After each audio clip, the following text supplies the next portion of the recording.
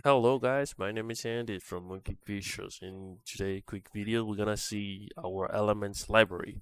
Pretty much UEVS has a library of dynamics elements that can be placed on the scene.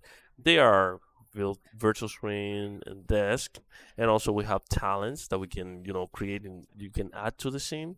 So let's see how it works. So pretty much, let me load. You can open one of your studios, and in my case, I'm just gonna load one of the saved template I have. So I'm gonna load it here.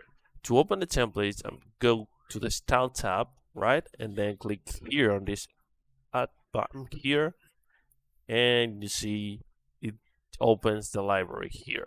So I can just collapse this.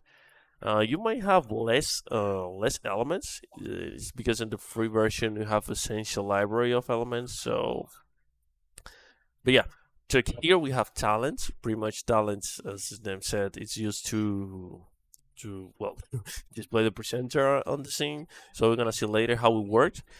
We have few virtual screens. We're gonna see later also how it works in details, and we have desk. So like the studio customization, the elements also have their own options. So for example, if I drag and drop, if you want to create an element, right? Sorry, you just need to drag and drop from here. So I click on the element, I'm gonna drag and I'm gonna drop it here. And there you go. It created my talent. So as you can see, I can move around, right? This button here is to undo, and it will undo the positioning of it and also whatever change I make in the property.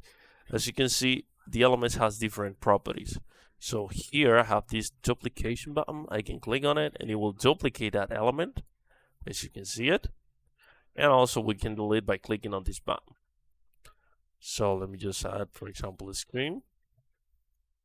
You see we have different settings for screen as well. So we can set the scale, we can duplicate, I can select it, I can delete it. And also we have desk, right?